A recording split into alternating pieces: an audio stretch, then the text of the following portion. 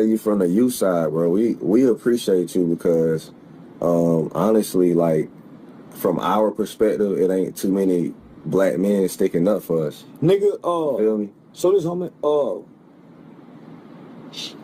I should have been a genius child, and I was. But once I started going to public school with other kids, so I didn't start off going to school with kids. I started out with a private tutor. So nigga, I really just started interacting with kids on a real full-time basis, damn near to the 6th, 7th grade. Right. So nigga, I was sheltered. So nigga, all I know is academics. All I know is books. All I know is structure and rules. So I don't know. I wasn't a kid who can play around the corner. Right. I've never been far from the house into the 7th and 8th grade. I've never been able to go catch the bus and go to school and not come back home till 9, 10 o'clock at night. I've never been able to do that. I would have to run away from home to do that. Mm. So I'm a kid who got everything he needed inside the house and didn't know nothing about outside. All of my friends was neglected in the home and knew everything about outside. We the same way. That's how I grew up. You see what I'm saying? Yeah. So when I went to school, you might can turn back flips. You might be good in sports. I shined in the classroom. That was me too. Yeah. I shined in the I class. was always the smartest guy. Nigga, you shine on the playground at recess, dribbling the ball. I'm shining in every class I go to. All right. As I got older, I started feeling ashamed because the people I hung with couldn't shine in class with me. Mm-hmm. My mother had so I came to school dressed well. I started feeling, I didn't feel accepted being smart in class. Mm. Cause I had a friend or two that might smack his lips. Man, always, man. You know, so the culture started making the smart kids feel bad for being smart. So I dumbed down. Right. I dumbed down. So nigga, when she passed out the papers, nigga, she said, Charles, you did a great job. My niggas knew empowered them. Cause they, you know, so that would create some friction between us. I noticed that in school, homie. I passed the test today. He worried about failing when it's report card time. I'm happy. So nigga, I would dumb down, nigga, to be with my niggas. Let me ask you this too then. So y'all would be dumb to be a real nigga. Facts. I did the same thing. I got another question because I feel like this is a cultural question. And this is one that I feel like would really, I think everybody will know this. So you see they laying off, you know, they laying off a lot of people. UPS just laid off 48,000 workers. Who was it? Verizon just laid off 12,000 workers. So what I was telling black people is, with all this AI, with all these things, with all these layoffs and everything, and companies trying to save money and everything, and then you got the them holding off on I just want to ask this though: what do you think is the future of black people? Because what I told black people is if jobs ever get scarce, we're not going to be the ones who get them damn jobs. So what do you think the future is? I said it another way. I said we're going back to slavery. And they said, oh, we ain't going back to slavery. Employment is slavery. Yep. So you shifted from employment into the metaverse world where you get no revenue, no return on your energy or your labor. So your labor is your time that you sit on here. Right? Your labor makes money for companies, businesses, and content creators. You're already a digital slave. Don't get no revenue, and people make money off your labor. You're a slave. That's what a slave was. So they're thinking we're going back to change. You're already in change. You're chained to the internet. You're chained to this phone. You don't look up. You don't look around. We've taken away your situational awareness. You're chained as a slave. But it's in a metaverse world. So it created a new world for you to be a slave in. So it's the same thing you're saying. Are they saving money? Companies have never lost money. For the last 20 years, companies have reported more gains. CEO has more gains than anybody. So companies have been losing. They're increasing more revenue. They're separating the wealth gap. They're eliminating access to the rich, right? The middle class gives access to the rich. It's a pathway to be rich. They're erasing that bridge where all we'll have in the future is haves and have-nots. Black people will be the worst have-nots history has ever seen because they can't grow food. So let me finish. Yeah. We have taken social media for entertainment as an escape out of our reality. Other people are using it as a tool for something. We're not using it for a tool. Mm-hmm. We're the tool it's being used on. So, nigga, we because we're arguing over different belief systems amongst us, we can't see what's to come because we keep looking back. Right. So the greatest thing I could say is history repeats itself. History repeats itself. Mm-hmm. Somebody have to be a slave again. So you don't have the skills, you don't have the hand skills that the immigrant has to fix the roads. You don't have the skills that the non-English, Spanish-speaking Mexican or Latin can't read English, but he can listen long enough to get past an interview to go show he can do carpentry work. So we don't have that. We don't know coding. We don't understand the algorithm. We don't understand content creation. We don't understand that when you make a video, it's not about likes and views. It's about engagements and impressions. All right. So we don't know that. So what else will we be left to do? Play basketball, football, or consume? We're already the largest consumers on earth. What's there left to do? Put them niggas back as slaves in chains. And that was leading to my next question is like, what I was saying too is the future is this, which is a dark future for black people. Yeah. If we don't figure out how to pipeline and create jobs, trades, and keep the dollar circulating within the black community all at the same time, just like the Jews do, because think about it. We go to a white man's school to pipeline to get into a white man's job. We don't hire each other. So we don't have any tech firms. We don't have agricultural pipeline.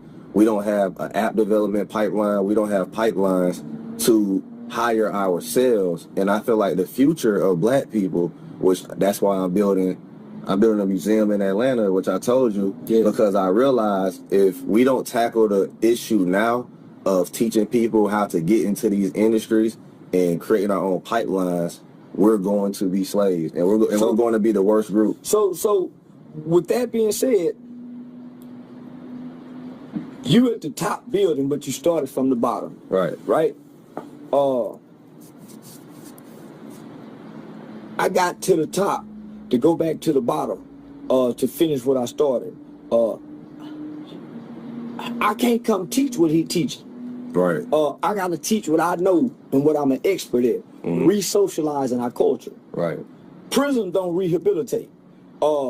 We need something to re-socialize us, right? So meaning, when our kids go somewhere, they don't know how to say, excuse me, thank you, may I, please. Right.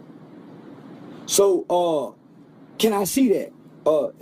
We try to finesse and hustle. We don't play fair nowhere. We want to get over. If it costs 10, we want a deal on everything. Right. So we have to be re-socialized in the way we think and how we see one another. Right. So now, nigga, it's so many components, because if we go learn economics, we still angry and resentful toward our father or our mother. We still hate our baby mama. So we still ain't solved the inner issues. You right. So that's why I keep saying, nigga, go look in the mirror. Nigga, fix that motherfucker in the mirror. So one thing I can say about you, you're an honorable husband, you're a great father, so you got traits that you can stand before and fix. Our culture. Right. It's a lot of niggas, homie, they ain't right kind of men. They might in a position to help, but nigga, internally they ain't right. They still angry about something. They still resentful. I ain't never seen you angry. It's been 4-5 years, nigga, I ain't never seen you angry. In no disposition where you've ever presented yourself. Nah. You've always come off as logical, rational individual. I can take it there though. I Somebody know. get me there. But no man of great status lets you see that. He Right. thinks through it. Right. Because if you see that, then he's not rational. Then now you got him. Right. Man, a man is always a thinking man. Right. And only the strong can show compassion for the weak. That's why you can take it there and don't. That's facts. I think the thing about me is I see that if somebody doesn't step in, and because how I see it is when I create this museum and facility, I'm going to directly step in and everybody's going to do their part. Like you said, you're going to help with the re-socializing and reprogramming and fixing the hurt and dealing with the hurt and moving past the hurt. Yeah. My job is to, for one, let's just say a young kid has an idea. How do we get him funded? There you go. You get what I'm saying? How do we get this funded? How do we get him around the right people? How do we develop our own Shark Tank? So that's the mission. You get what I'm saying? Creating resources and alternatives. We don't have no resources Zero. to create alternatives. Okay, Your Honor, hey man, listen. I know y'all want to get this kid 10 years. Right. We got something that'll save y'all some money and help everybody. We don't have no alternatives other than going to prison or the graveyard. There's no other alternative. Okay, what's that? Military or the job? What other alternative we have? There's no trade schools. There's no entrepreneurship program to develop. There's none. You have to get in trouble to get some resources. So a single mother whose kid is at risk of getting in trouble, but not a delinquent, has to become a delinquent for that mother to have resources to get help. When he get in trouble, they're going to make sure he get anger management. They're going to go get him some counseling, get him seen about, see what kind of drug. If he's at risk and not in trouble, then where's the resources? That's where your village come in at. Yeah, Jews got a village with resources. That's what I'm saying. Like exactly what I'm saying. I have to build my own village and say everybody is welcome here. And like you said, even that part with resources, like for instance, I did it with my son. If I was not rich and I was poor and I depended on the school system, because my daughter is a little bit more advanced. My son was delayed, but he became advanced because we had the money to pay for the extra tutoring. So we've been paying for private tutoring since he was 3 years old. Now he's 6 and he's ahead. I'm a private tutor from about 5 almost to 6th grade. See what I'm saying? So think about this, I had the idea of, and this is the crazy thing, right? So I know that private tutors cost about $20 to $25 an hour, right? So with the profits that I'm gonna make from my museum, I'm going to encourage others, if you want to save on taxes or not, just whatever profits I get, I'm going to at least pay $2,500. So that's like what? You know, how many is that? Maybe like 100 tutors? Yeah, I saw. Right? So $2,500 an hour, that's $7,500 a day, right? And if I can make $75,000 a day, 10% go to getting kids tutored, like, and if I get 100 kids tutored, like throughout the week, you know, maybe 3 hours, and then every teacher get a chance to make $75 after they get off. And see, you know what I'm saying? Shit like that. And then that's where somebody like me come in and say, man, we can go get some newly recent graduate students who's good in math, English, and get them, start us a non-profit 501c3 to help students with learning deficiencies and get Title IV after money that come through the federal government that'll fund the program, pay the kids. So it's the knowledge that we put us together. Nigga, that's a bad motherfucker. You see what I'm saying? Combination. So it's like, this is the thing that I feel like, for one, at the bottom level, we're lacking going private tutoring for our kids, because the reason why the whites, Asians, Jews, all them are ahead of us is because their kids get better learning than we do. And they get better one-on-one learning than we do. And they have summer programs, which is another alternative, that still engages their academic minds during the summer. Yep. Our kids lose everything from May to August because their minds are not engaged. They don't pick up no books. They ain't went on no vacation. So the learning stops when school stops. But niggas, education starts in the home. It does. I knew mathematic tables before I got to the school. But how are we going to expect a bunch of single mothers to? We don't. I expect the village. I don't expect the same. I expect the village. So that's how. What I'm saying is, black men, we got to realize that it's too many broken homes to depend on women to fix our culture. You said something earlier. I meant to chime in on. What's up? You said when you see a need, you got to meet it. Right. That's what a man does. I don't care what household, I don't care what block. When a man goes somewhere and see a need, he meet the need. We need private tutoring. He meets the need. Because the reason why we need it, in my honest opinion, is like you said, like, it's too many young black boys who could have been something but lacked the foundation in the beginning. So nobody sparked his mind to be smart.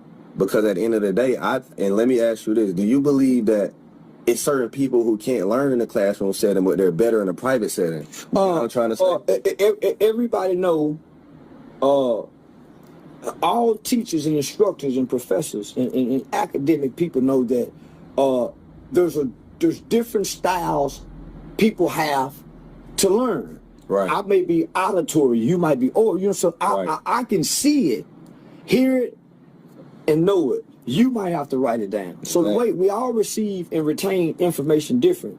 If you look at the America's educational system, it's broken and it's been failing for years. If you go by state to state, they fight over the education budget, which is one of the biggest budgets in every government, right? Right.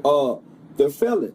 So it's not about our kids learning. So it's not upon the school system to learn. They say it takes a village. Where our village at, man? Right. So I see you building the village. I'm doing it, and all I'm doing is I'm waiting. And the thing is that I want people to understand too is I'm trying to rush this shit. East Point is holding back the permits, and I'm telling them, look, I got this mission going on, but you know how this shit go with politics. They want me to, well, you didn't invest in my campaign, or I'm running for mayor, so you got to give me $5,000. So I had to go through all that. It's called Grease and Poems. You know how it go. Paying to play. You know how it go. That's where the nepotism come in. Yeah, and it's all black people, by the way. Nepotism. Yeah. Everything in black people world is nepotism. Meaning, if your family don't know this person, you don't get in that. Can't get in that sphere. No. And that's what's hindering us. But I'm trying to tell them, look, I get it, but I got this mission. At least let me build this shit, work on it. But they like, look, until you scratch all our goddamn backs, we're going to goddamn take our time. And I had to do it. I understood. I was like, look, that's all you had to say in the beginning. At the same time, I'm on this mission. We get this shit ready. The problem you trying to solve hurts a lot of funding in other places. There's a book that's called The Revolution Will Not Be Funded. Right. And it's written by the Women's Jewish Council. And it breaks down the intent and the purpose, the sole purpose of what non-profits were created for. Right. They was called the non-profit industrial complex. Every politician have some money that they can use. Yeah. It's called a pork project. Mm-hmm. They can say we finna go study grasshoppers fucking and dedicate $2 million to it. Mm-hmm. There's a lot of aid that go outside of our country. The aid that we need benefits capitalism, but it keeps us in destruction. Our pain and our problem is monetary gains for systematic institutions in America. Well, even Rockefeller said it. He said he doesn't want a nation of thinkers. He wants a nation of workers. And I feel like once I understood how this nation is ran, I'm like, okay, if they don't come in court education, then who the hell gonna be the police officer? Who's gonna flip burgers at McDonald's? Who's gonna work at Verizon? Who's gonna work at all these Fortune 500 companies that's on the stock market that they themselves invest in on every dip? So it's all a circulation. So it's the Chinese Americans, it's the Russian Americans, it's all the foreigners who was here, that grew up with us in our educational system, who went to school with us but really don't understand our culture because we're not taught in schools. Right. Everybody else is. Right? So they're gonna be the police officers. they're going to be the firemen. That's why you see now President Trump is calling for them to come on. Yeah. They're not calling for us. They're not saying let's get rid of the immigrants and get these jobs back to our niggas. These are good paying jobs our niggas once had that the immigrants get. You think real Americans is building that building right there? I watch them every day. Yeah, hell no. Those are immigrants who can barely speak the language. So they're not championing for us. They're not advocating for the niggas to be put in a better position. That's why I'm trying to tell niggas we gotta save ourselves. We have to create a pipeline for ourselves because no one's coming to save us, and we gotta stop begging and asking them for laws and talking about let's vote on this. When they told us they wasn't gonna save us. They saved us out of slavery. Right. They came back. They saved us by giving us civil rights. Okay, right. Y'all on your own now. They're not coming back anymore. Right. They said it, homie. If you read their documents, if you read the arguments in Congress, from now, they're not, they I think maybe 10 years ago, they revoted, they extended the rights of the civil rights. They're not coming back to save us. We on our own. And they clipping us when we run the race. It's every group for themselves. Yeah. So, we have no ally.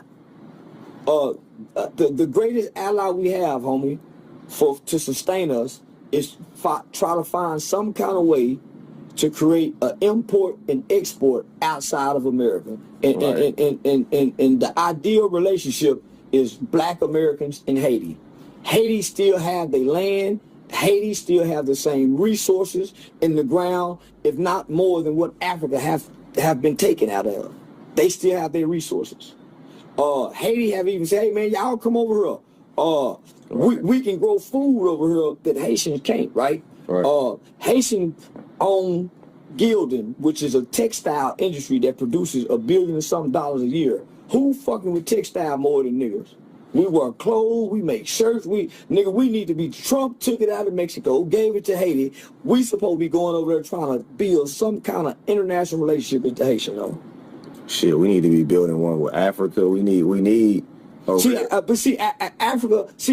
was sold and robbed years ago. China got Africa, so we can't go there. That's facts. China already funded Africa.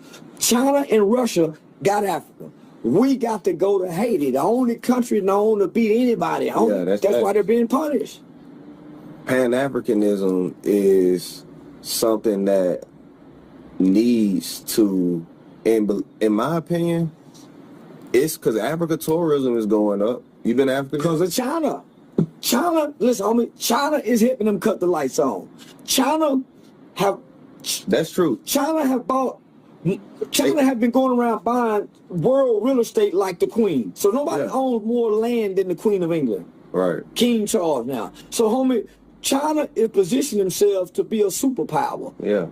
Black American can hang it up in Africa. Africa was robbed. I'm going to post a map. Nigga, between the Russians, the Italians, American, the French, Africa don't own nothing. Their government is controlled. Yeah. So now China done come in and gave Africa everything America wouldn't give them. Right. So now between that BRICS, we're locked out of Africa. We can only go there to learn the history of slavery. Right. We have no land, nigga.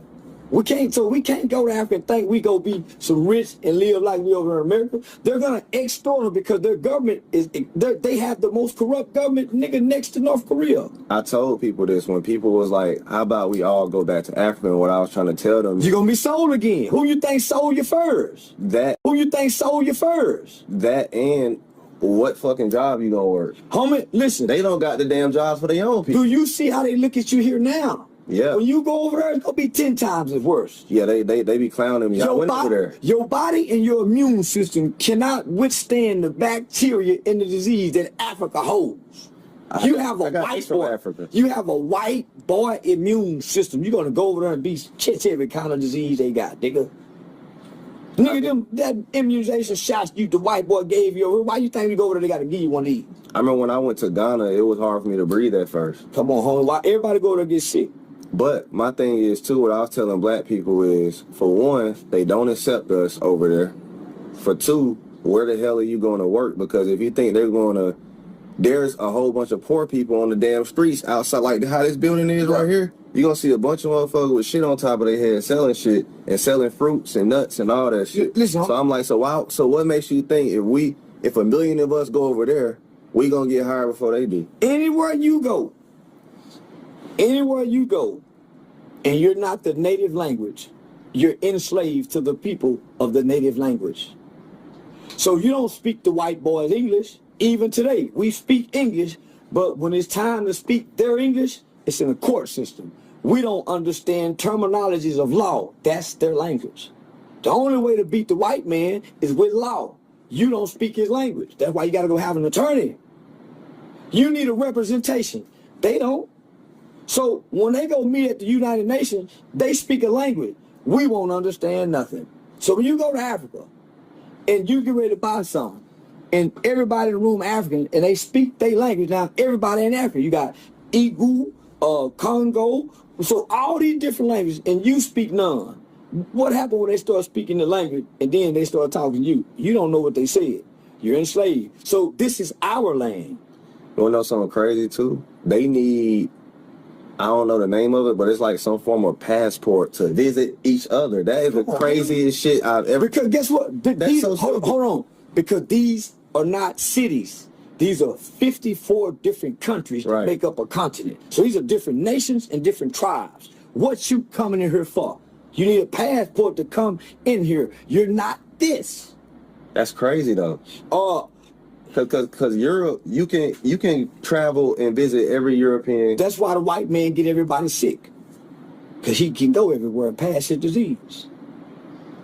I understand that, but for Africans not to be able, like for instance, like you can't just cross the border freely without some form of passport, and we're on the same fucking... It's 54 countries. I get it. Even though we're on the same continent. Europe got countries too, though. That's how the white man is. It's a continent. Hey, listen, everywhere where you can freely roam, that's why the white man get to take over. Everybody ain't in North Korea. That's why North Korea, you can't invade it. Everybody ain't in Russia. Everywhere where everybody is, everybody's in America. This ain't the white man country no more. Even in Bahamas, though, the Chinese own Bahamas. This ain't the white man country. He done let everybody in. Now he trying to get everybody out. He done lost his country. They know that. Yeah. Nobody have ever just freely let everybody in except the white man. Right. Every other country, hold up, man, let me check you. Because they're coming to invade. Right.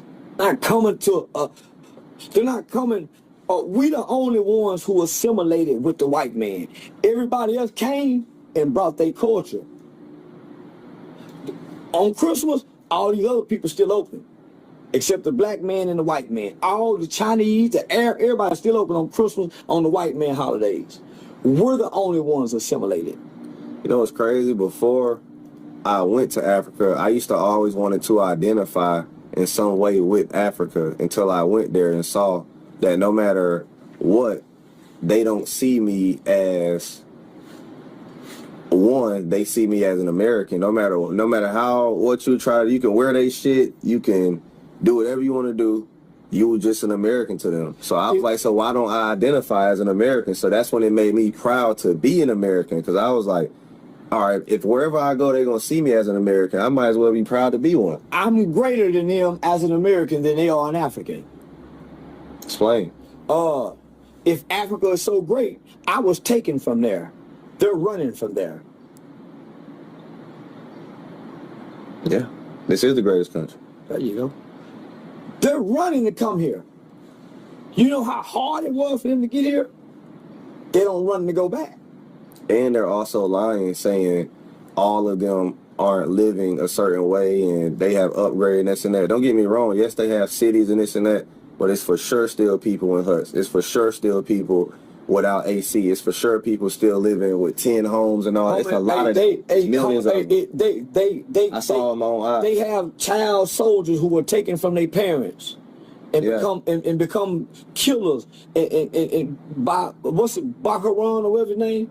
So you got women have to be circumcised over there where their clitoris is cut off. Yeah. African can still kick their women's ass. We don't want that. Right. And that's Now, I what want to be tell able to people. slap a bitch or two and have me 5 wives in the hut, but niggas over here claim they don't want, they ain't them kind of men. And you got a point of this too.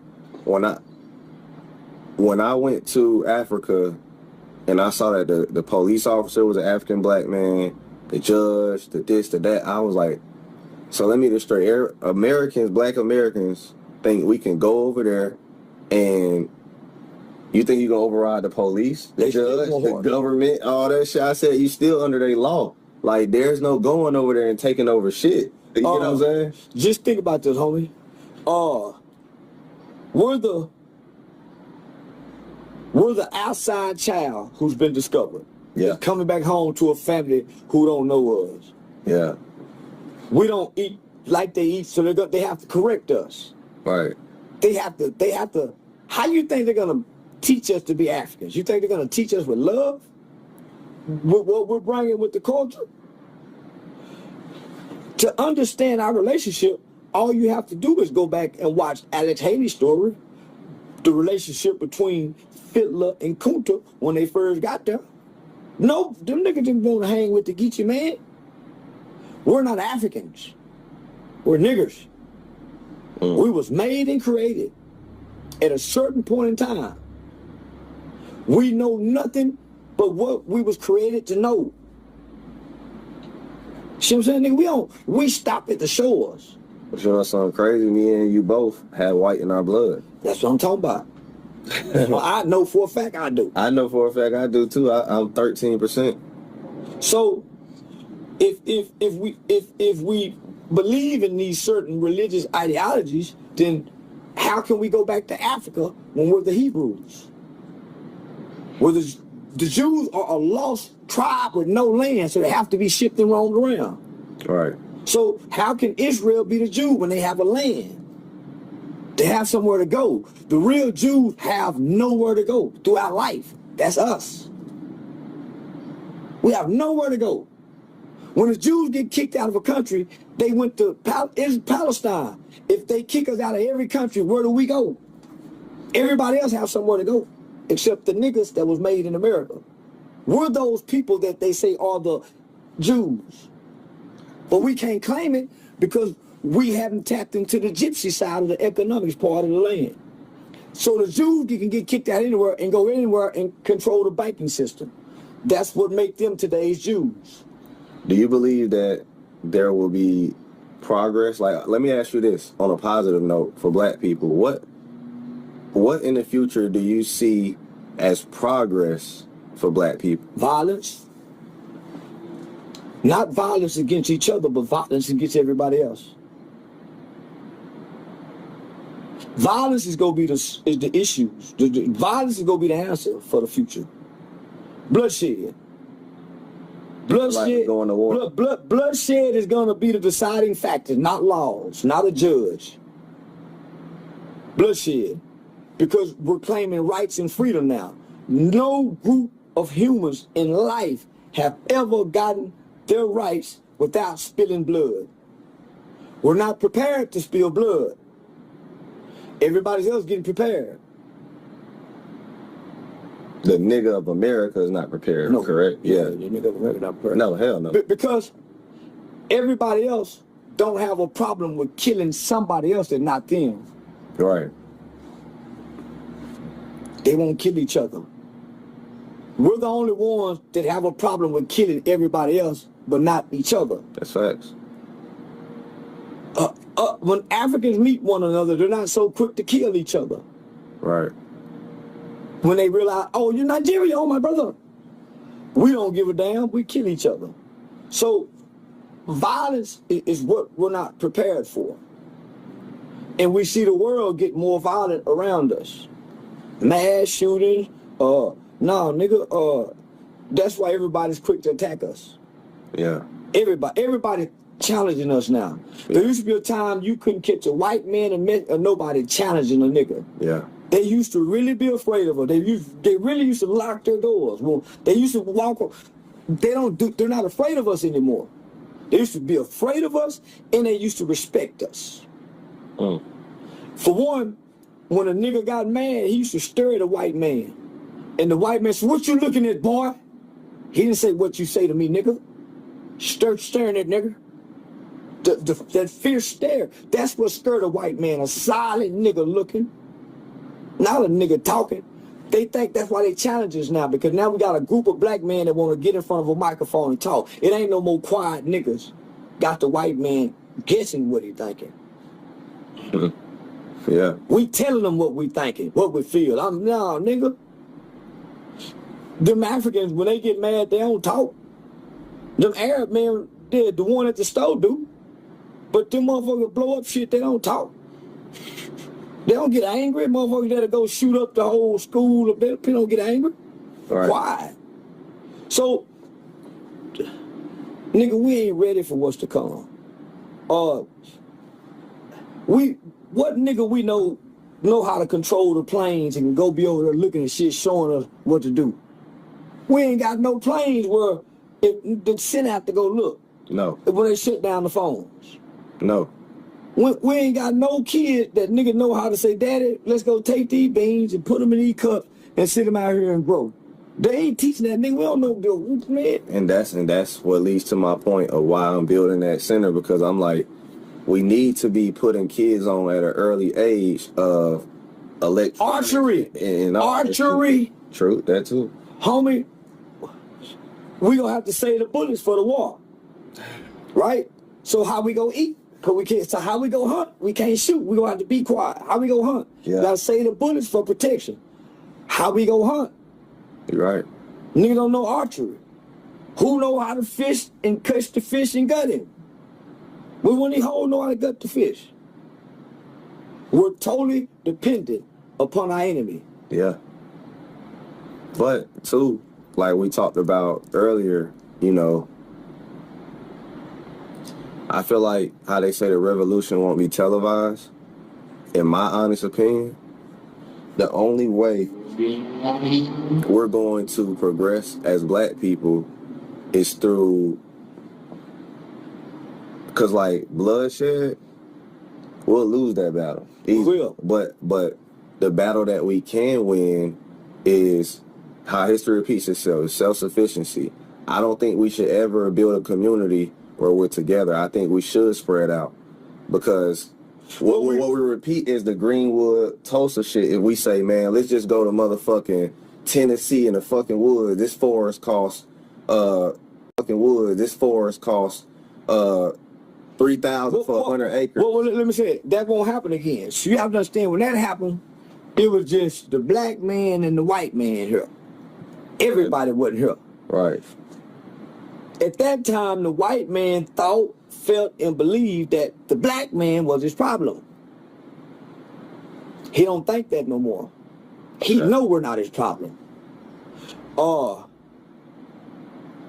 We're his commodity. Well, if he lose a war to any other country, we're the spoils of the war. So you have to forfeit something. They get to have your women. We the ones they hand over first. Before they hand over the electricity companies, they hand us over first. We're already at the front of the line to be handed off. Why? Because when their enemies come here playing as friends to position themselves, they're positioned amongst us in our communities with their stores. So when we buying single cigarettes, when we buying outdated shit, that's the money they send back to fund the war that the government can't account for. Them Lucy cigarettes and them crackers they get out the box and sell them individual things for sale. That's what they send back. Them nickels and dimes they collecting and stealing us from, that's what they send their kids to school for. So between the Russians and China since the 70s and the 80s have already been positioning themselves to attack America. We're the spoils of war. That's why when they come here, hey, put them in their community. Keep them away from us. You want to know something so crazy though? That it is, I rarely see men ask you any intelligent questions. It's all drama. Cause they ain't intelligent. Nigga, you know niggas interview me. You the only smart nigga interviewing me. Dr. Umar ain't even this intelligent. That's why he stick with the black and white talk. Everybody our enemy, nigga. We ain't got no brother, no cousin, no. We just got us, nigga. I just thought about that. I said, man, I rarely can get an interview or a nigga is asking you. Because they wanna out talk me. Nigga wanna debate me. That's it, man. I'm smart. Nigga wanna say, oh man, I out talk that nigga.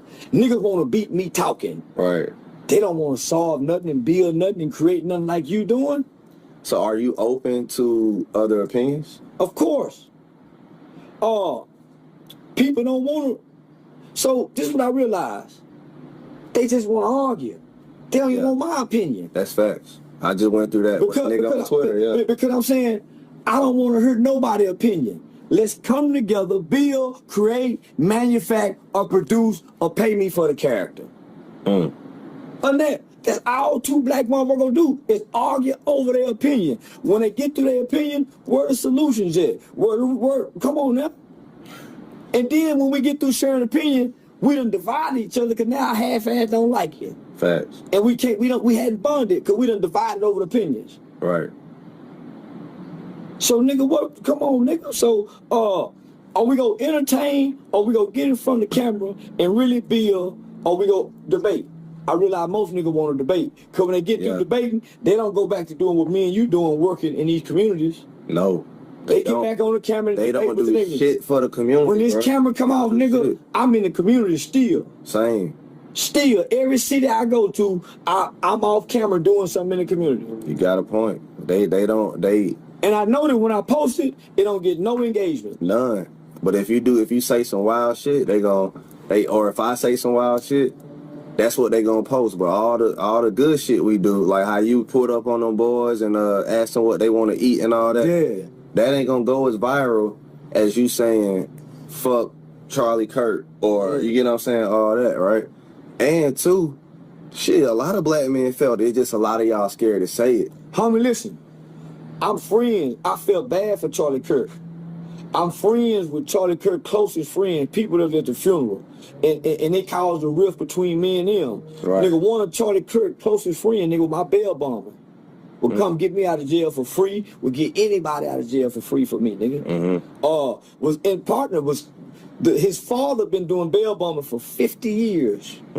Was talking to my mama to help my mama set up a bail bombing company. That talking stopped because of what I said about Charlie Kirk. But nigga, I said it because I want to show nigga, I talk about white folks too, nigga. I'm a real bold nigga. That's facts. But let me ask you but this too. I did it because I said, okay, white folk were happy when I was talking about niggas. Let me see what this is like. And I did it because they said I have rights. And I thought I had the same rights as white people. And nigga, let me see, because I think I'm white. So I exercise rights like I'm white, nigga. You say I can't say it, my white free speech say I can. So let me show you, nigga. I lost over $150,000 in shows because of that. Damn. But I won white folks' respect. They just rescheduled them. And I made $50,000 in interview money that week of losing over that $100,000. Not in comedy. I lost over $150 in comedy, made up $50 in interview money as a brand, not as a comedian. So do you feel like when you say something controversial, you'll lose money for a little bit, and then people will be like, all right, we fuck with you again? Because most people that's entertained, most people that has that's look for amusement have a short attention span because they want to be amused, right? So I look at entertainment and fans and content and the things I say like a roller coaster ride. I'm gonna make you love me one day, make you hate me. I'm not here for neither. Right. I'm like a writer who write a book. I just want you to read my book. Your feelings is not in my thoughts when I'm writing my book or my story. Right. I have an intent, I have a purpose, I have a synopsis that I follow, that I stick with to write a great book. How you feel while you're reading, fuck your feelings. So when I come on here saying, I know I'm gonna go viral. Right. So I attach my name to viral situations. That's why you saying, oh, we NBA Young. So whatever big, I realize if I speak on it, between my algorithm and their algorithm makes me viral. It attaches me to historical facts throughout our time. Right. NBA Youngboy just had one of the most top 3 historic tours in America. I will be noted with that tour because of what I did at the tour that went viral for weeks, that made all the media outlets speak on it. Oh, because like they wouldn't let you in or something like that? No. I didn't go in. I went to go viral. I understand that if I say something and you're a legend, you're going to die a legend. I become one too because of the internet.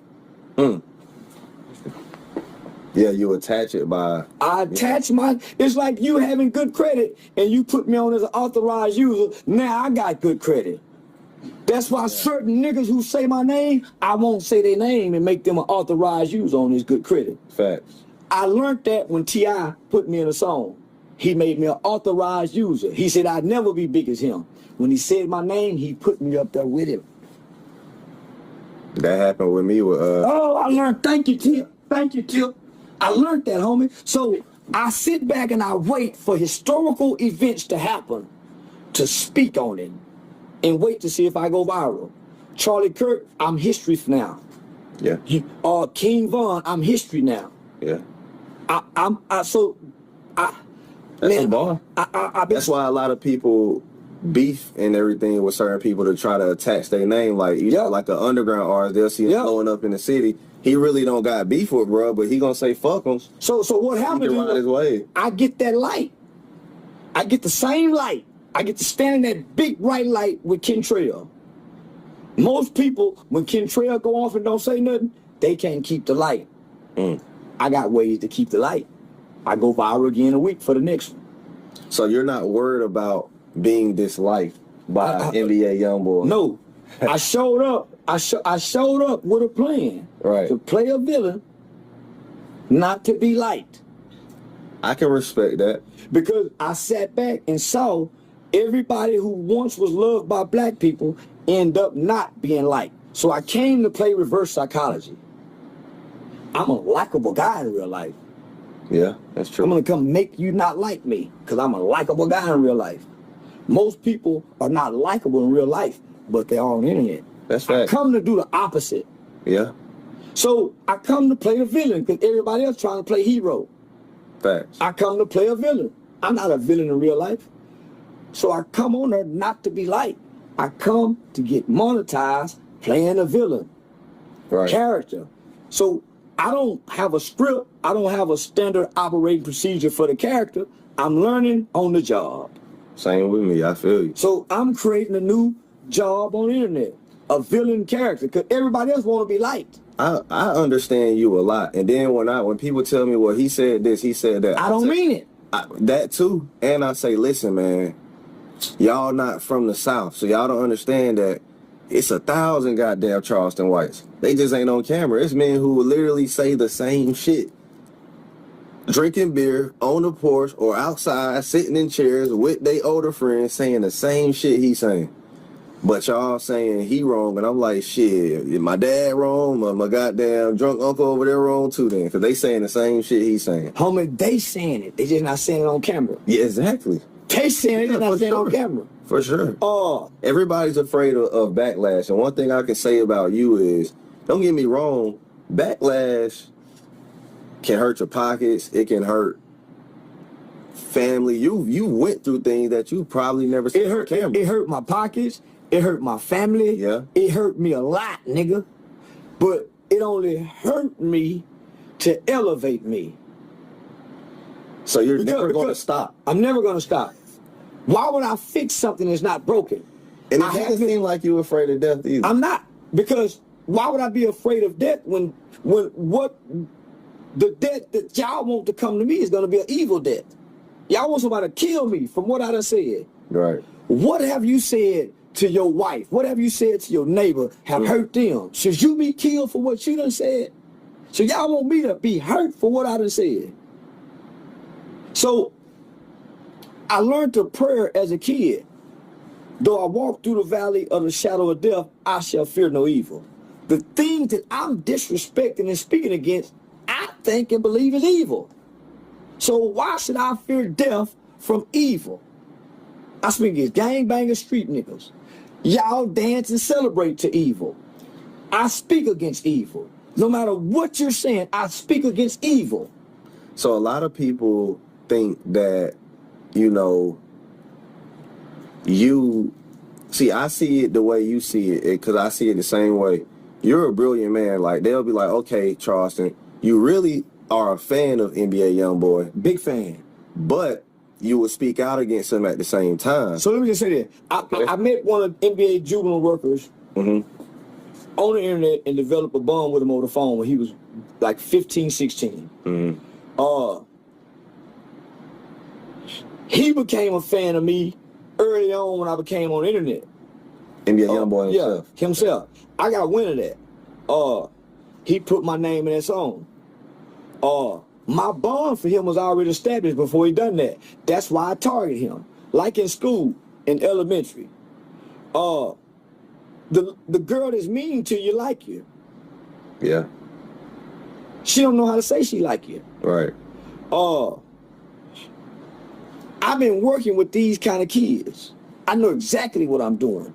Long before I came to the internet, I had a partner that spent 30 years in prison for a murder he committed at 12 years old. He and I was in the juvenile system together. Based off what we learned in the juvenile system, we created a 16-week curriculum, a youth curriculum called a street life cycle. Right. We developed a youth facilitator's hand manual to teach juvenile officers, school teachers, mentors, parents, how to work with today's kids that have a value system and a belief system that derives from hip-hop culture, right? Nigga, I would sell, this program was highly recommended just to all 254 counties throughout the state of Texas. This program was developed with the basis and foundation of the lyrics of music. That's where we get our belief system from, right? So I learned that from this. The fastest way to bond with a kid is find out who their favorite rapper is. If you can sing along to it, recite some lyrics, that kid will bond with you. Their parents don't know it. Cut that shit. I don't want to hear that. So that's why you see so many kids and adults who listen to the same music. They're all connected. We're not connected to our kids. Our kids are connected to their peers and their idols who they put on the walls and on their phone. I had a target audience. I wasn't looking for a fan base. See, fans like you now, but don't like you later when you do something. You get accused of something. Right. They once loved R. Kelly, now they hate him. They once loved Diddy, now they hate him. So I never came for the likes because I know black people don't like nothing consistently nor long. Was it Whitney Houston, Michael Jackson, we done turned on everything we once liked and claimed we loved. You're right. So I didn't come for that. I want to be effective, my nigga. So I came understanding numbers, statistics, qualitative, quantitative data, information. I came to target an audience. An audience. So I have a target audience. I had to break that target audience down, but I didn't have the skills nor a team to know how to do the analytics. It wasn't until I came to social media that I was able to perfect this plan, because now I have analytics. See, y'all looking at likes and views, I go look at analytics. Mama was stuck on views, I was looking at 100 million impressions, 24 million watch hours. So I was saying, man, 50,000 people is watching this long. I don't need 1 million people to watch a 10-minute video. I got people watching me from the time I come on to the time I cut off. Nobody else on the internet was doing that. So once I was able to get my target audience and receive the information of analytical data, you got people from 13 to 65 plus watching you. That's a broad audience. Most people don't have such a broad audience. 13 to 6, that's what YouTube showed me. These motherfuckers are watching you at these times, during these hours. How I'm not gonna win with this knowledge, this information, with a plan, homie? So people thought, he just on there. That's why I'm hypocritical. That's why I'm never the same. I'm not on here to deliver a message. I'm not on here to uplift. I'm on here to entertain, because I was entertaining on Facebook for free until they start implementing things called professional dashboard, creator tools. Right. Y'all was reading comments and looking at people's videos. I'm over here in the YouTube creator studio. I'm in the dashboard. That's why I'm so good at this shit. That's so, homie. So people think they know me. I showed up to do exactly what I'm doing, nigga. And I told people before I got here that I was gonna be the Denzel Washington of the internet. You know what I strongly believe? I actually believe you're smarter than what you present on the internet because I am. You know I play dumb so I can fit in. All my life, I couldn't play football to make the football team. I played dumb to fit in with the tough bad guy and the dumb kids who everybody's scared of. You know what's something that I realized too? That I think we got wrong. I think we got the definition of genius wrong. Let me explain.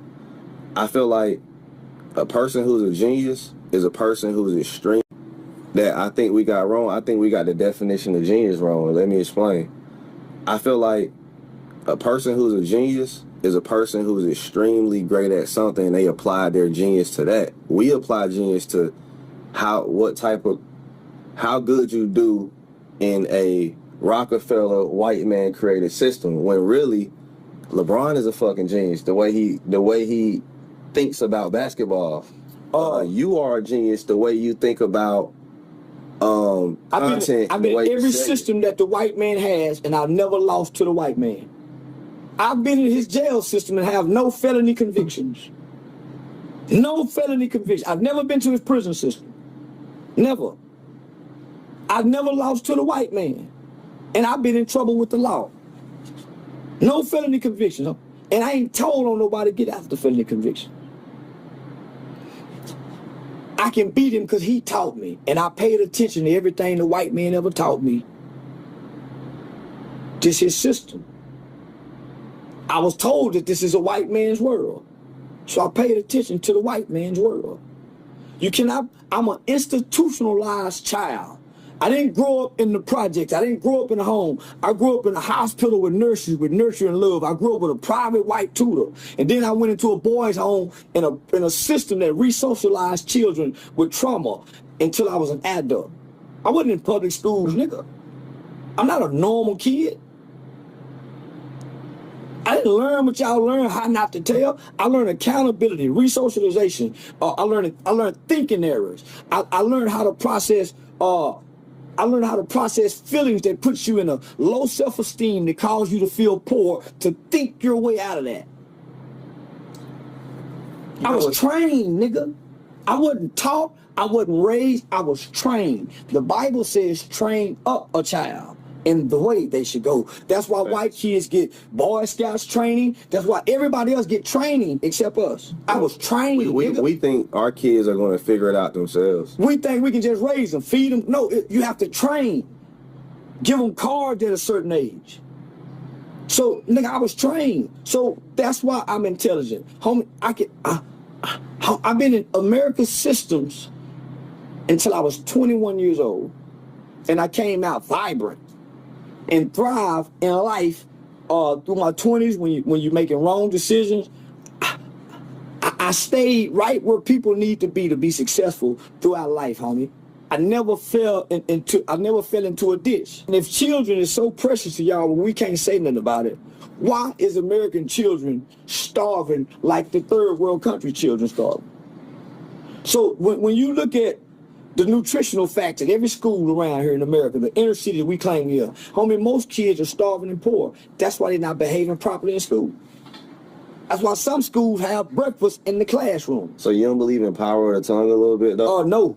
I don't believe in the power of the tongue. Explain. I've been hearing people speak power of the tongue. I ain't seen nothing happen to the rappers that's been speaking negative for 50 years. None of them. Not one. I ain't seen nothing happen to the Jewish industry. Some of them died. It wasn't for their tongue, it was for their actions. Pimp C said, I'm looking at rape. I'm looking at kidnap. Nigga Biggie said, fuck the baby and throw over the ditch. So what I've been watching and looking. I done heard people in relationships say things to each other that, and you done said to your woman, you don't want nobody to know. That's right. Ain't no power in that tongue. Nigga, I done seen people say you ain't gonna be nothing, and them same people became something. So I don't believe in what the human mind say that they believe. There's power in the tongue. It ain't no power in the tongue nor Jesus. What It's about power in karma? I don't believe in karma. When do white people get their karma? When do the police unions get their karma? When do New York Police Department get their karma for marking Eric Garner's death? I can't win. When do all the white people that been laughing at George Floyd death, when they get their karma? So you just believe actions just happen and then life moves on? I believe in cause and effect. So you don't believe what comes around goes around? Nope. I done some shit, nigga, that ain't came back to me yet. I know, man, I don't believe in that, huh? I just don't. I see good people do good things forever.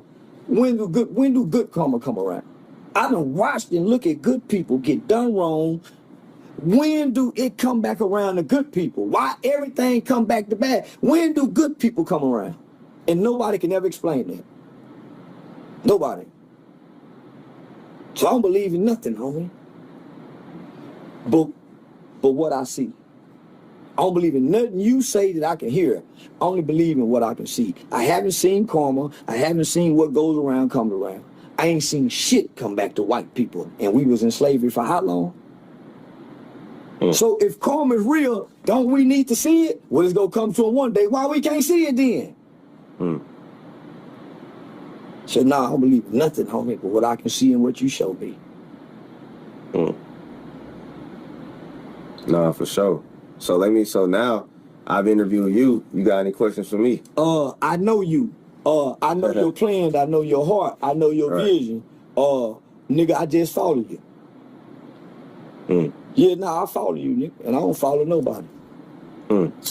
What do you mean by follow? Like just on Instagram? Nigga, you the leader. America belongs to the young and the brave. Nigga, you the young and the brave.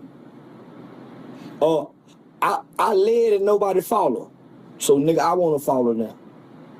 I don't want to lead. I don't want to be the boss. I don't want to be cheap.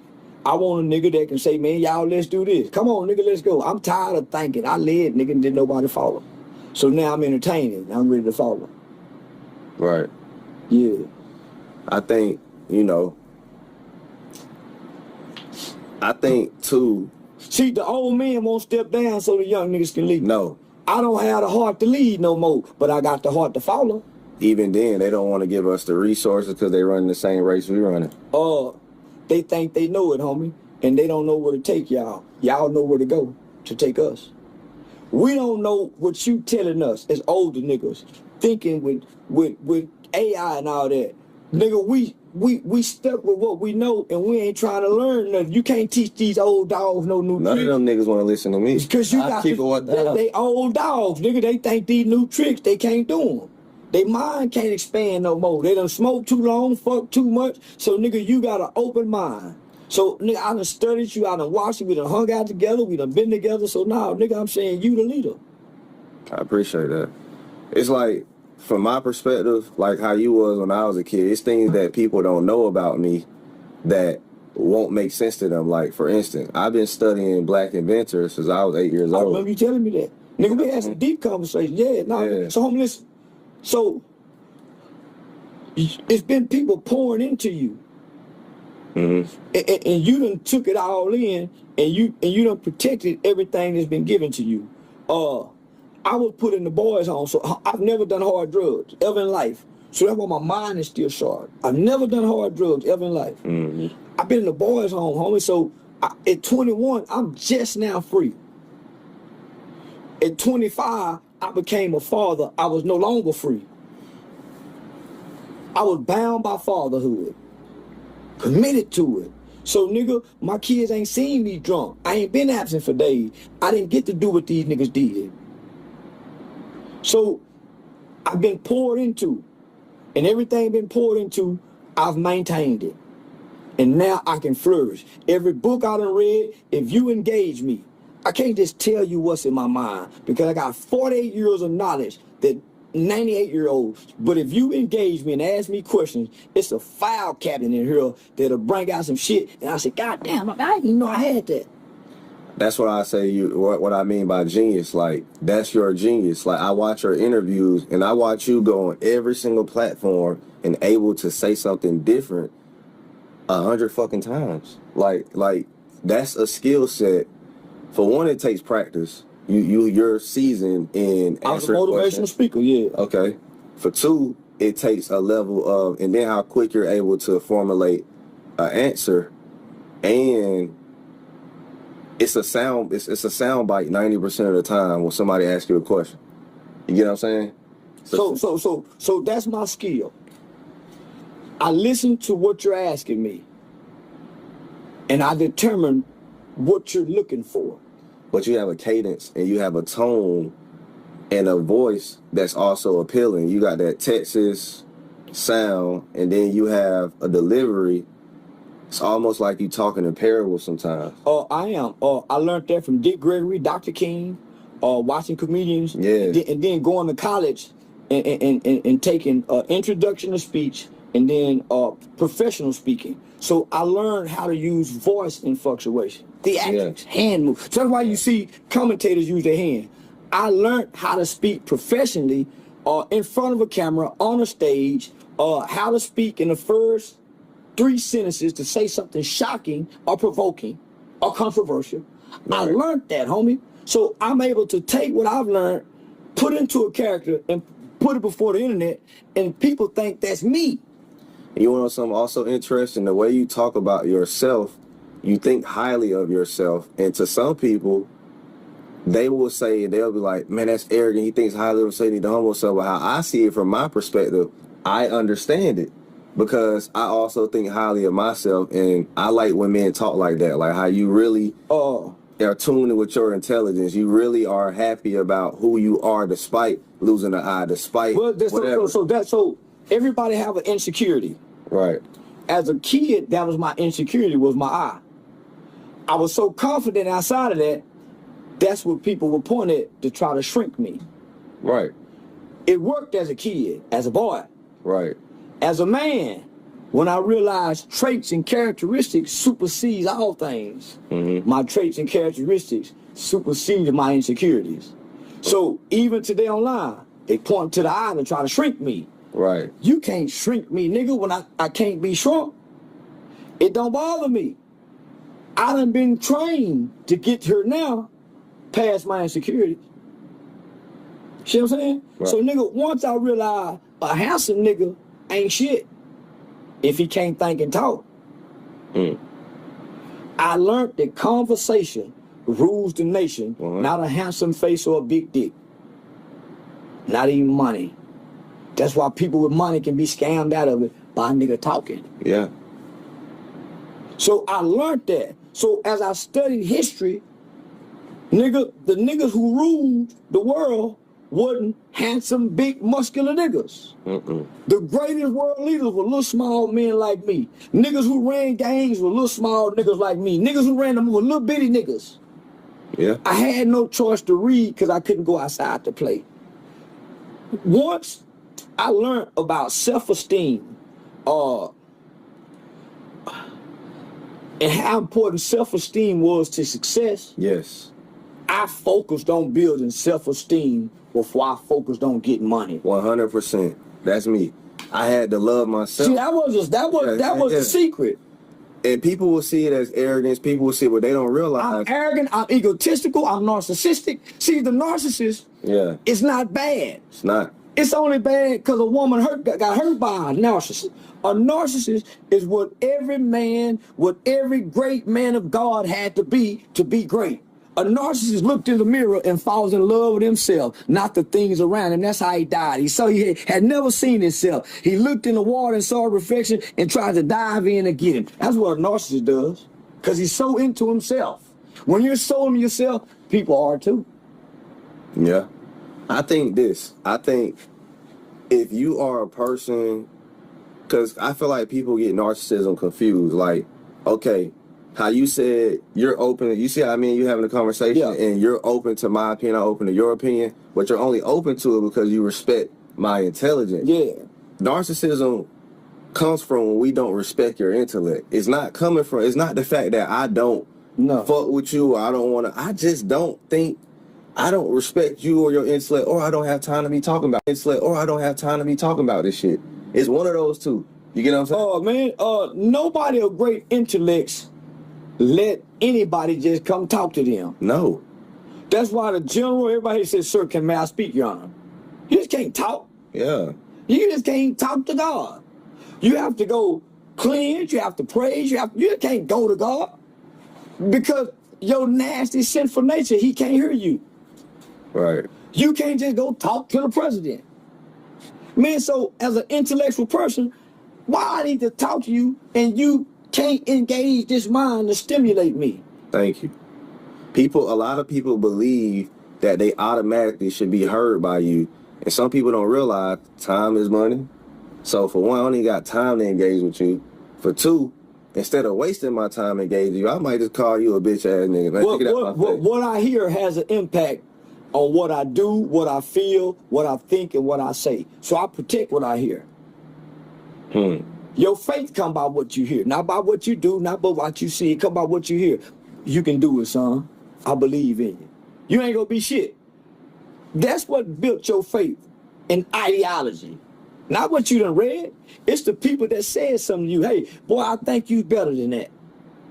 That's what got me. Come here, why you hang with them? People identifying my potential is what built the faith in me and what I could do. But you will only listen to the positive and you will ignore all the negative. Well, I started noticing that the people who was telling me I had potential wasn't highlighting the bad.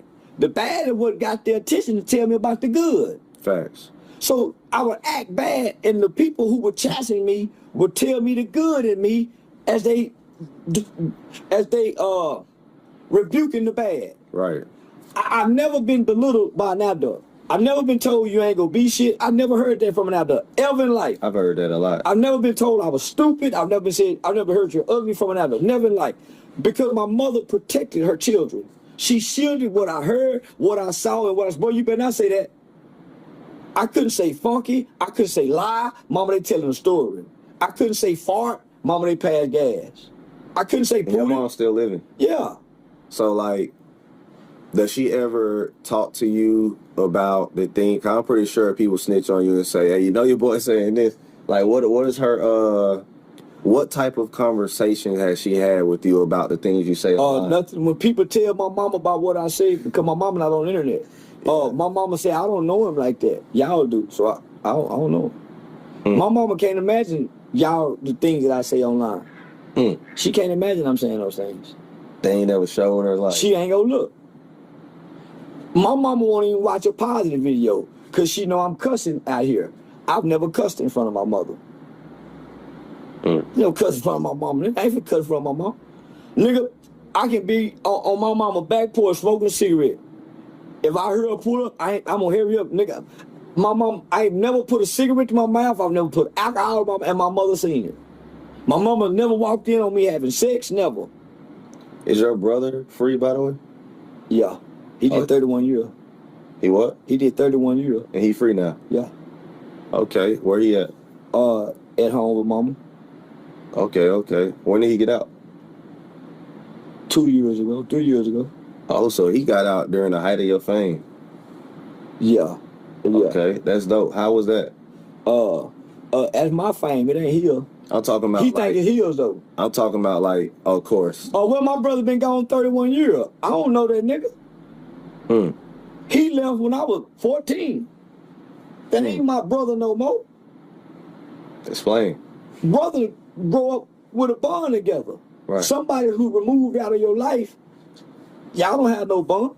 Right. But you still probably spot him some money, took care of him, tried to put him onto a job, all that shit. Hell no. I got kids. I don't give a damn about my brother when I have kids. I told him that when he was in prison. I'm not finna come see you. I ain't sending you no money. I ain't writing you no letter. You ain't my child, nigga. I got kids now. Before I had kids, yeah, brother. Law to you. But when I have kids, I break away from brother, mama, everybody. About these motherfucking kids. Fuck you, nigga. Grown ass man. Mama gonna take good care of you. She gonna ride or die for me. not your brother.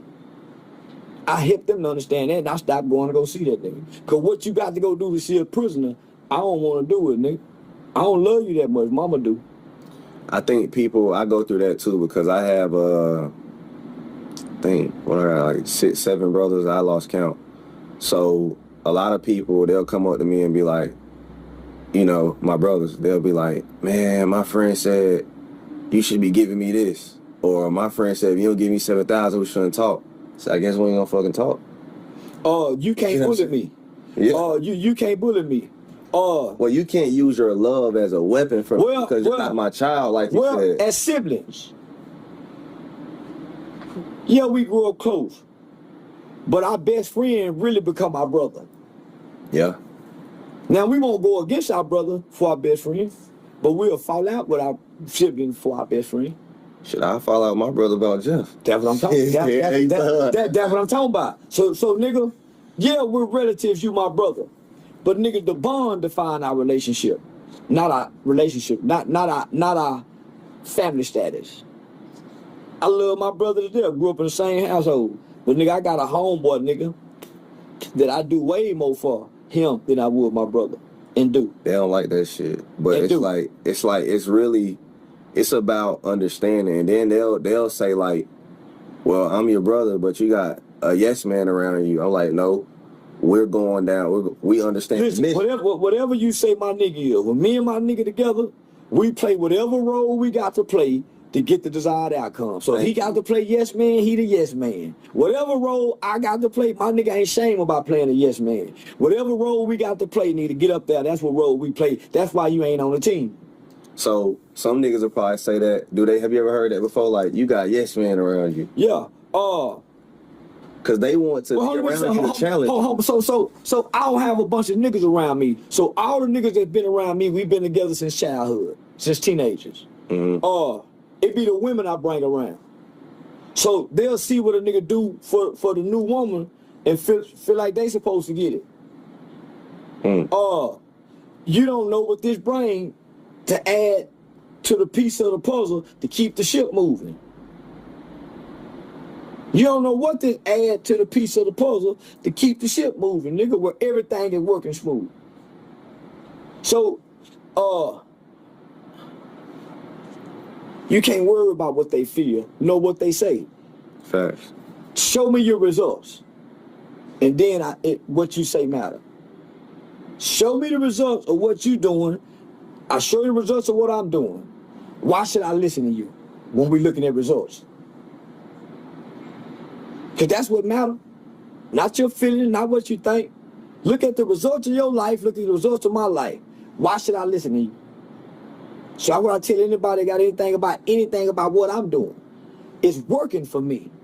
Why would I fix what's not broken? So anybody who got something to say, I get them away and keep working on what's not broken.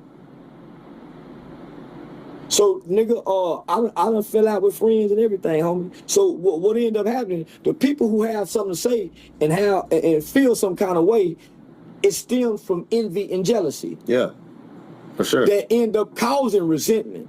Yeah. Then hate. But there's other feelings that you go through a process before you get to hate and anger.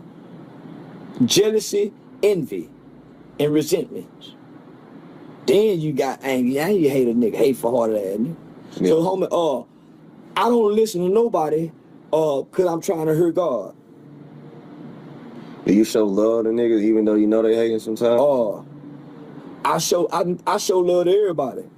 I act like I don't see the hate. I act like I don't know it. I act like, yeah, you come here, nigga. I know it's there. I feel it. I see it. I act like it ain't there. I do want to ask you this too, because you're not the only person I've heard this from. Speaking on the Dr. Umar situation, I remember 19 Keys was saying like he's been trying to get an interview with Umar. Umar avoids him, but he'll go interview with somebody who's intellectually inferior to him. He loves to interview with them. But then you said he dodged an interview with you, and I'm like, damn, I am seeing the trend of that. But at the same, even though I was able to interview Umar, things like that. But how do you feel about the school and all that situation. Take the school out of it. Okay. I don't respect no man that wake up and beg and have to ask somebody to help them with a vision or a desire or a dream that they have to help other people. If you want to help us and you need help, help yourself first. Go get your financial status together. Go get your business credit together. Go get your money together. And then you go get the money for the school. Everybody else seem to do it. I'm doing it. You go gather your investors. All it takes is board of directors. Why is the school founder and creator out trying to seek the funds? Everybody know in business, in the corporate, in 501c3, in the 501c4 world, that if the founder or the director is soliciting the funds, somebody hustling. Because that's the job of your board of directors. That's why you have a board. There's supposed to be a working board members. I'm a prestigious guy in this city, in this community. I sit on the board of this school. I done went to my network of people to bring the funding in. So why would anybody give you anything if the people you represent, which are your constituents, aren't giving? So I've been sitting back watching because I was taught by the old nigga Pops, homie. He said the strongest man in the land is the man who wake up and they ain't got to ask nobody for a motherfucking thing. A job, a ride, sugar, or nothing. That's the strongest man in the land. The most powerful man in the land is the man that's buying the land. And that's the sheriff and the nigga that own the town, the businessman. So nigga, I know what to do and what to look for. A begging nigga turned me off. Nigga, I done bad and ain't asked nobody for nothing. So when I was in the community, I was taught by a Jewish attorney. I was taught by a Jewish attorney how to be self-sustainable, how to look at the street guys, because you can put that on tax, look at the prostitutes, look at everybody out there in the community that buys cigarettes and alcohol, and have them give you something. That's your starting point. Then you look at those businesses that's in your community that's selling you the liquor, that's selling you the chicken, that's selling you the burgers, because they get a tax write-off for building there. You shake them down. So there's steps to go. Then where your Walmart at? Walmart got money waiting for a nigga to go. They got products to do. I went to Home Depot. Home Depot gave me over $100,000 worth of wood to teach young black kids how to be a dog houser. I couldn't get no nigga to show me how to be a dog houser. This was before all the Frenchies, so we could have had Frenchy dog houses by now. So the old nigga told me, man, take the wood down there to the Mexican, let the Mexicans do it. I said, nah, I'm gonna get the niggas to do it. And the wood rot. So anybody begging, homie, nobody respects a beggar. So you constantly begging. Now, nigga, you done went from beg, hey man, they done froze my money. Homie, you ain't supposed to tip your hand and show us that. Yeah. Nigga, never let them see you sweat. Never. So you mean to tell me you this black, that Pan-African, you ain't got no friends with money that trust or believe in you? Say, homie, listen. So homie, I need a bunch of money to make a big bond. I had $3 $30,000 bond. Nigga, I made one phone call. There, ain't just from one person. Anton Daniel, Aiden Raw, say, man, I got plenty of people if I call, man, I need. They done it. Here go 50,000. Anton Daniel's cool. Man, yeah. So you mean to tell me you ain't got nobody you can do this from? All these black entertainers who support him hadn't gave to him to help build a school, to become board directors, to get where we can give out honorary degrees at this school? Let me say that. So I know a guy who both Dr. Umar Johnson and I are great mutual friends with. This is why he won't sit down with me. You need to interview him. Guy by the name of Baba Amin. Okay. Jay Prince went and got Baba Amin. Baba Amin already has the same school. This is why Dr. Umar is trying to get this same school. He's following the format and blueprint of Baba Amin. Baba Amin created a school in the projects. Take all the worst kids that every school district in Fort Worth had, and nigga take them, and when he threw with them, they going to college, they motherfucker couldn't read, dumb in the motherfucker. Uhu Academy, UHURU, Pan-Africanism School. Went from the project to a small little hut outside of a church. Went from there, school in Fort Worth, a school in Houston. Jay Prince and them family took it, I think it called the School of Prince, and I think now he's in South Carolina, North Carolina, homie, and he got an online school. We already got the school, y'all. He just ain't begging. Like Noah did. Noah didn't come ask for help.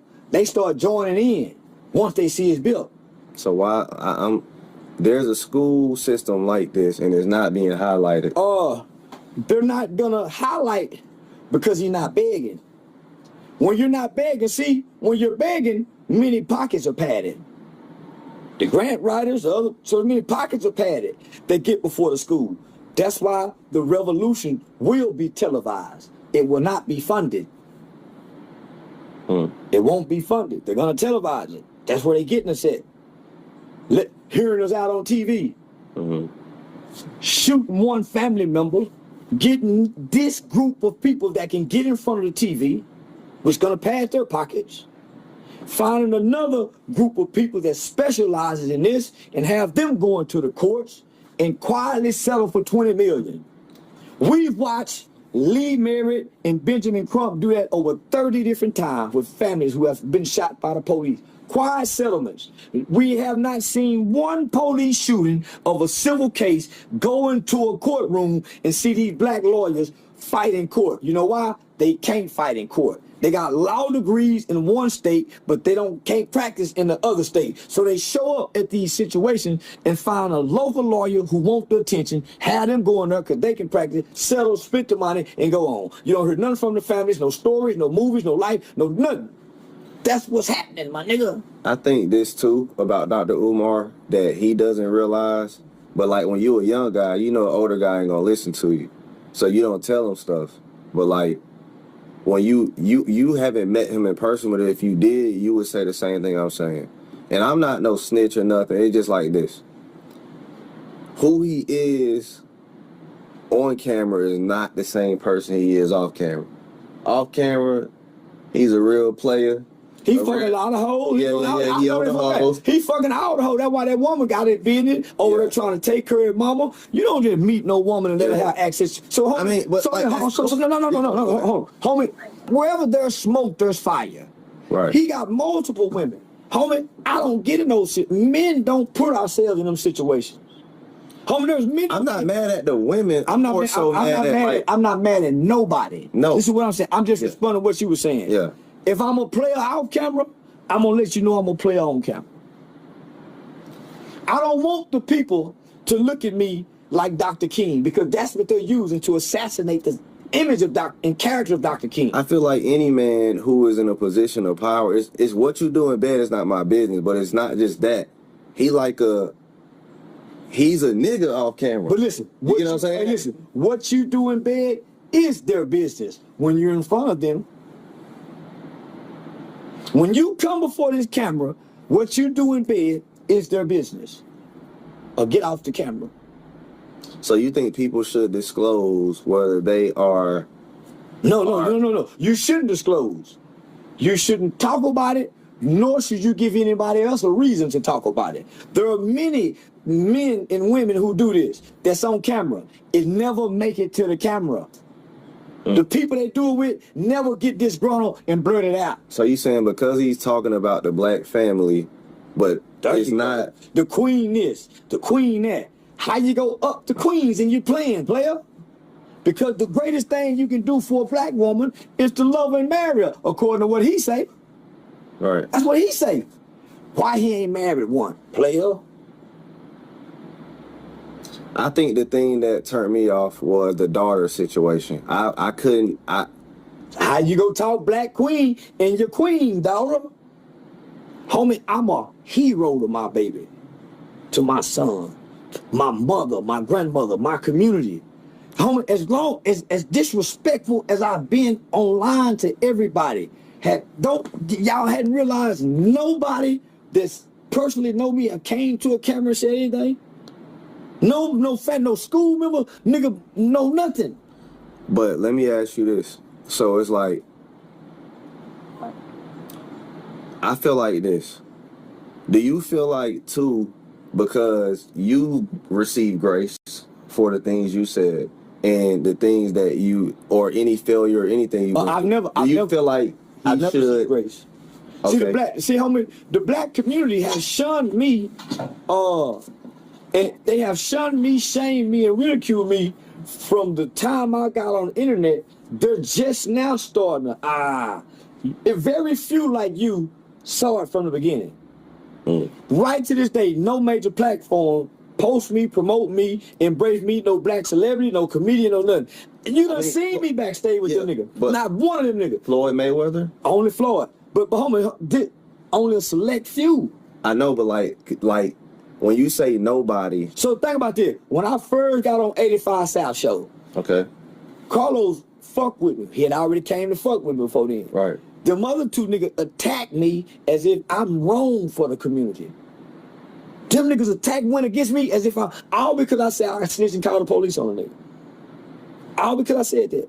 Now that I shoot gun, and I'm telling you, man, I'm telling you, homie, I work in the community. I was a pre-law student. I trained the United States Department of Homeland Security. I was on the front page of the American Bar. So you know how milestone accomplishments these are? They dismissed all of that. I'm saying, man, I'm not from the streets, homie. I got in trouble when I was a kid. I wasn't an adult criminal. They didn't give a damn. I wanted to embrace niggas that's been adult criminals. So not just them, every other from nigga, all because I say I tell on rappers. So I never been embraced because I went against rappers, gangsters, and the street culture. Man, he said fuck King Von. The FBI had this man documented as a serial killer and documented 6 bodies. He just come home from jail who beat 5 murders, and the only way he beat the murder is because the witnesses came up dead. And y'all are idolizing this guy. So here I am, a community guy. The whole black community went against me. The white community accepted me, homie. The white community cleaned me up. Still to this day. Aiden Ross made me up. The black community said Rat Williams. Aiden Ross got me this kind of money, nigga.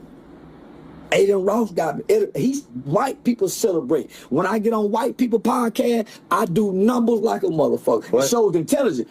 But on black people want to argue and debate and stick to the street shit. So just think about this. True. I got booked to speak at a HBCU, nigga, to talk snitching at a HBCU or something. Crazy. So this is the black community. Yeah. But let me say this, brother to brother.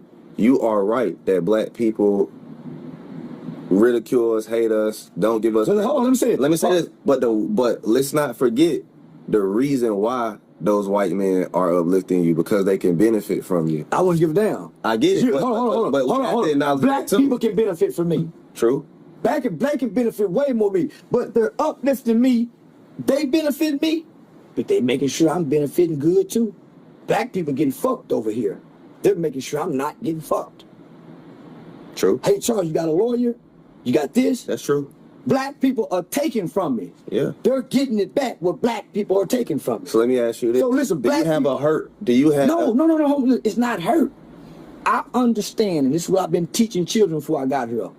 Don't look for the people who look like you to help you. God can't use them.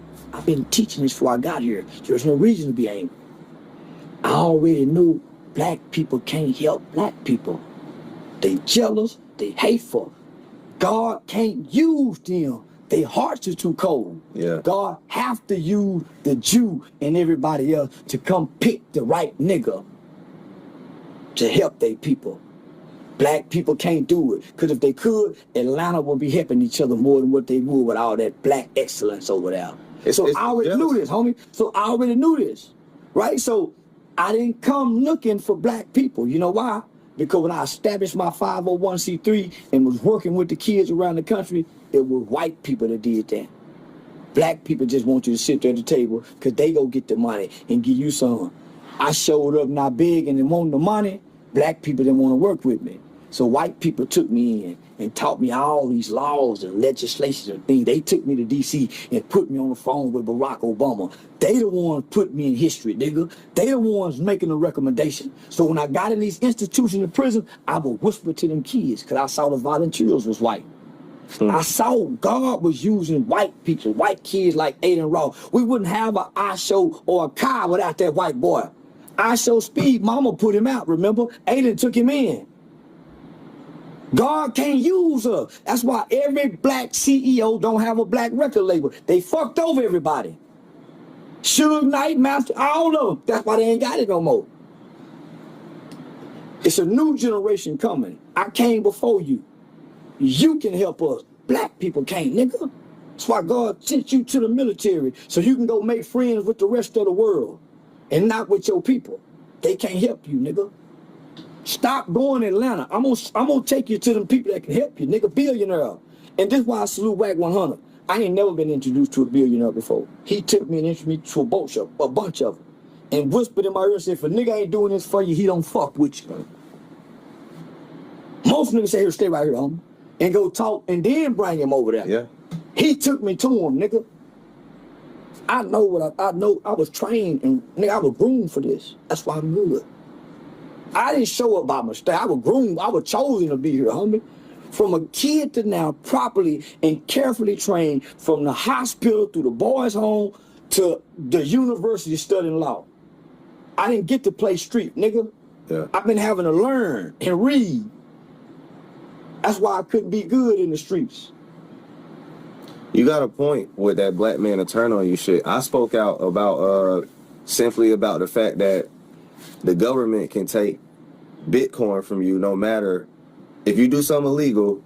It doesn't matter how well you try to hide your Bitcoin. They can take it. It's theirs. Why you think the motherfucker who did it disappeared? Can't find it. What if he decided to take everybody's money? You trust that?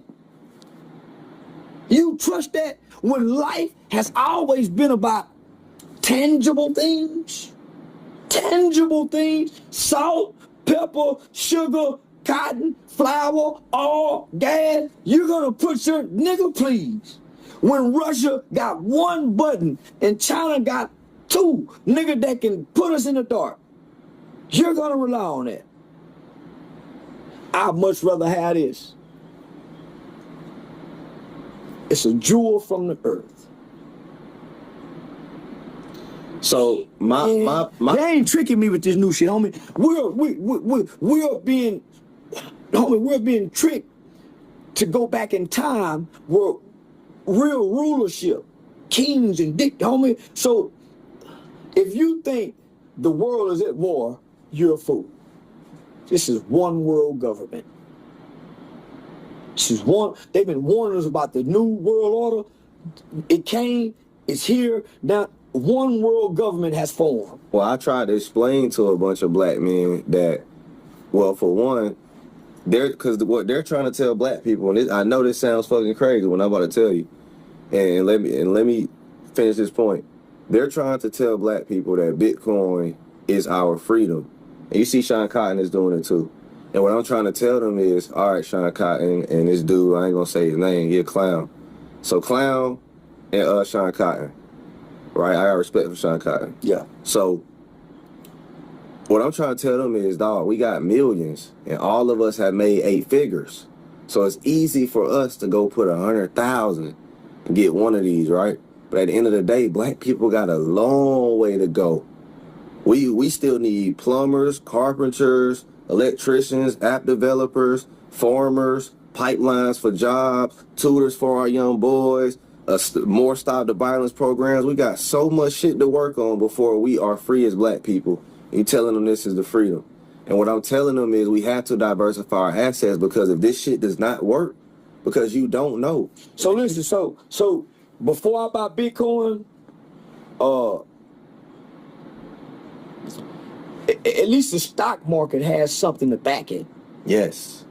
It has something tangible to back it. Bitcoin had nothing to back it. Has nothing to back it. And one man controls it. Not many men, one man. So you think this one man's life can't be threatened and be kidnapped? I'll tell you what they gonna say to rebuttal everything you saying. They gonna say Bitcoin is owned by nobody. Satoshi is, we don't know. They don't really care what it is they like to ride away. How you know they don't get? How you know they didn't give you Tashoki? They gave us Mark Zuckerberg. Right. Homie, nigga, they got people they've been grooming that they might have kidnapped. They gave us Trump. Come on, homie. So, homie, man, no. But like, what I'm trying to say. So let me just say this. Yeah. The best thing we can do is invest in a tangible resource, people, or system. Yes. Or a system. Yes. The stock market is a system. That ain't going nowhere. They gonna protect that system. Yeah. Cause too many white hands is in it. They done fed generations. This the stock market is the slave money. Yeah. That's the money they done made off the backs of the slave. That's all they did. That's why the corporations and everything employment is on the stock market. Because that's where they slaves went.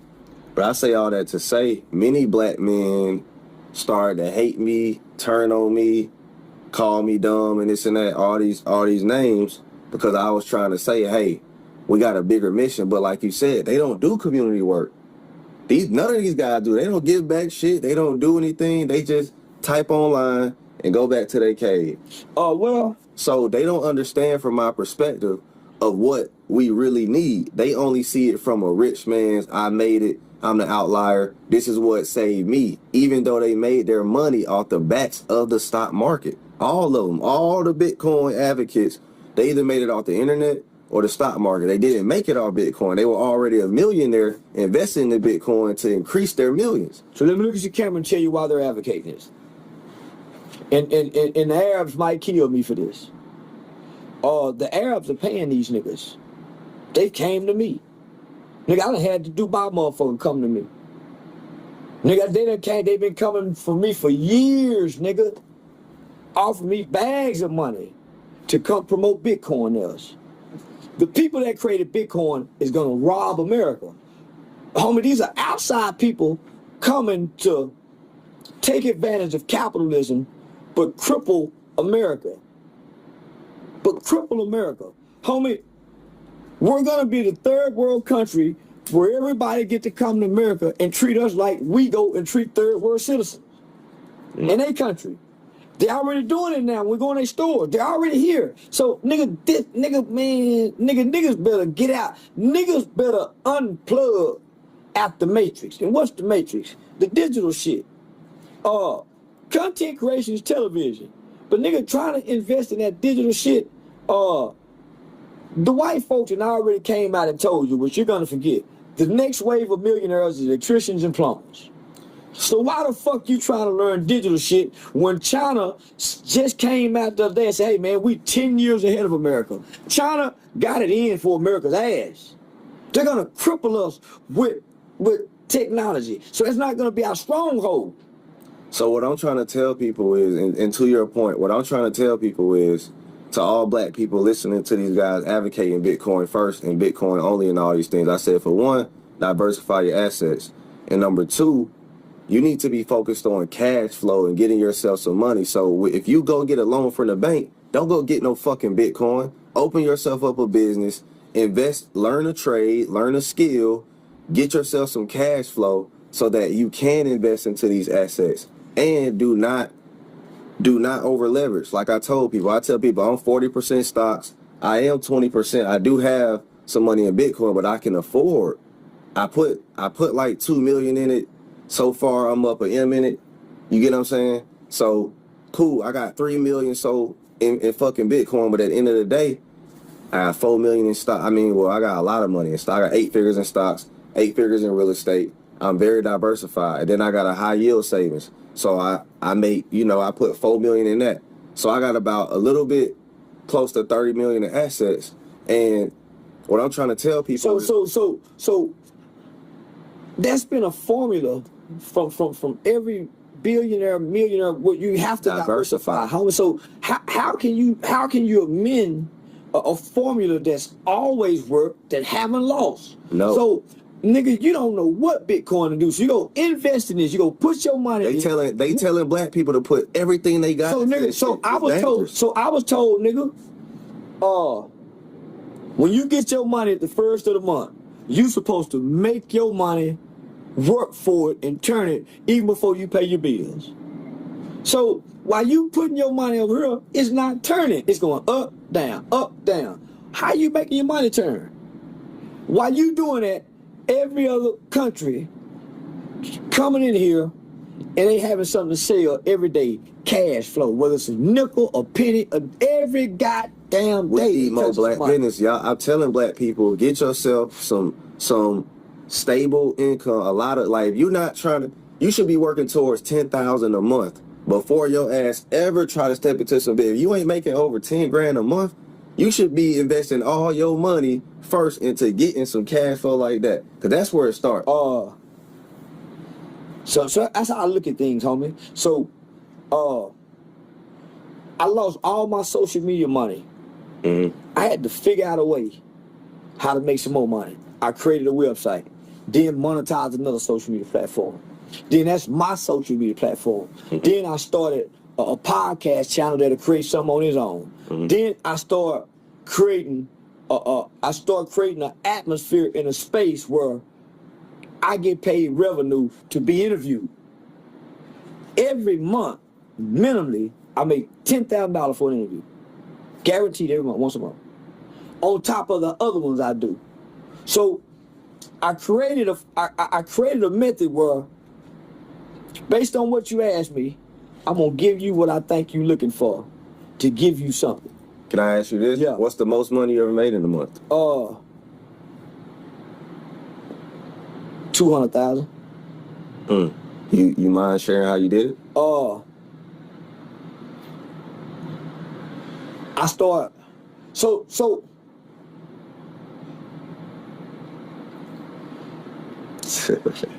Let me just say, homie.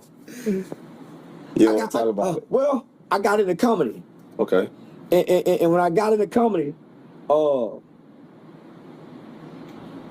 I hit the road and branded and market myself where when I got to your town, I was doing comedy, I was getting interviews, promotions, on top of other bookings, which was bringing in front end money.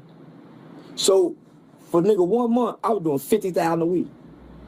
Nigga, I was giving my manager 10,000 every week in commission fee, on top of paying my publicist some more money, and I was still getting 50.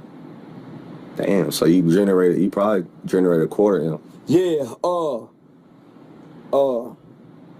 So what was my biggest mistake was I had a bunch of people around me that didn't know what they were doing, who wasn't professionally supposed to be there. My friends and family. Of course. That's my biggest mistake. My friends and family. So how do you scale and repeat that type of thing? I have to go back to the starting line. I got to go back to the starting line. I got to start over. When was this? Was this 2024? This was 2 years ago. So we're in 2025. It was 2023. So it was the start of my comedy career. I had all my friends and family, homie. So my first comedy show was $10,000, BET Weekend in Atlanta, Uptown Comedy thing. So if I would have done what I did now and trusted where God had took me rather than listening to my friends, because God brought me here. Mm-hmm. I didn't get here listening to them. I went and got them and brought them here. So why the fuck am I listening to them? So I had just signed with Eric Young Production, Michael Blackson, the same agency we with. Nigga, I had like a 50-city tour. My friends fucked it up. And I'm thinking, okay, it's like the movies. The agency trying to pull me, they trying to pull me away from my friends and separate me. You know what I'm saying? I made my friend ride or die. And nigga, I fired the agency and quit and kept my friends. Just don't get them white men in their butt. You know how that shit go. So and homie, and this ain't no white man. This a black man. It's a black brother. Just you know what I'm saying? So homie, he just recognized the talent. But the people I brought with me, the arrogance and the ego, they want to pretend like they know. So they in room with me, and all of us are inexperienced and don't have no information, but trying to act like we do. So that turns people off that really know. So when you bring your friends into an industry, a meeting, a business, and you talking to these people, homie, these people are experts in what they do. You shouldn't be saying nothing. That's true. So you should have brought an expert in the field homie, listen, with you. Listen, homie, I should have never made my friend who come from where I come from, my manager, to come deal with people in the industry. That's the first turnoff to the industry, because your friend come trying to play manager, talk on the phone with them, and they play cool at first. But man, your people, they minds and egos change too. Nigga, they making 10,000 a week. They ain't never made it before. So now, nigga, it separated me from my people, homie. And so like to this day, like it's like well, because it creates a secret. It creates secret emotion that they have that you don't know they have, because you're more focused on trying to succeed. Don't fumble, don't drop the ball, pay your taxes, don't get caught in no situation. In the process, yeah, you're gonna hurt some feelings. You have to plan, and you done brought them along. They not pushing, you pulling them. They waiting on you to say something rather than seeing where they can fit in with their skill and talent. They just along for the ride, so they become baggage. So when you get frustrated, your disappointment that you don't want to say to them will come out during your frustration. Now it done cause a wedge.